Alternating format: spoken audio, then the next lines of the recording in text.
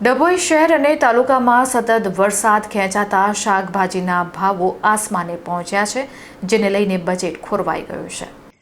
ડભોઈ શહેર અને તાલુકામાં વરસાદના અભાવે શાકભાજીના ઉત્પાદન પર સીધી અસર પડી છે, જેને કારણે બજારમાં શાકભાજીના ભાવમાં જોરદાર ઉછાળો જોવા મળી રહ્યો છે।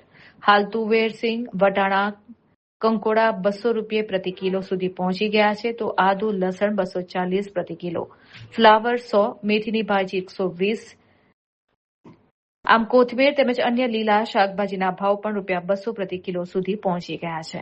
વેપારીઓના જણાવ્યા મુજબ વરસાદ ખેંચાતા સ્થાનિક આવક ઘટી છે અને બહારથી આવતો માલ પણ મોંઘો પડતો હોવાથી ભાવમાં સતત વધારો થઈ રહ્યો છે। બીજી તરફ આંતરરાષ્ટ્રીય પરિસ્થિતિ અને ઈંધણના વધતા ખર્ચની અસર પણ પરિવહન ખર્ચ પર પડી રહી છે। વધેલા ભાવને કારણે હવે ગ્રાહકો અગાઉની જેમ અડધો કે 1 કિલો શાકભાજી ખરીદવાને બદલે માત્ર 250 ગ્રામથી 500 ગ્રામ સુધીની જ ખરીદી કરી રહ્યા છે। શાકભાજી વેચતા નાના ફેરિયાઓનું કહેવું છે કે ભાવ વધતા ગ્રાહકો ઘટી ગયા છે, જેને કારણે વેચાણમાં ઘટાડો નોંધાયો છે અને તેની રોજીરોટી પર પણ અસર પડી રહી છે।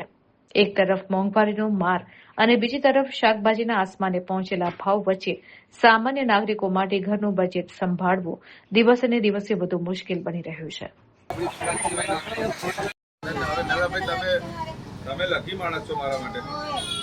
અમે આને ઘરે કે આવી છે બેહો ને 2 મિનિટ હમણાં હાલ દઉં છું બધું फटाफट બીજું આપી દઉં 20 साइज वाली सोना बस आधे की भाजी बहुत सुपर है क्या छेला देने का कल से बात हो जाएगी 160 काल से बंद भाजी बाहर पड़ी जाएगा भाजी पीछे पूरा 160 क्या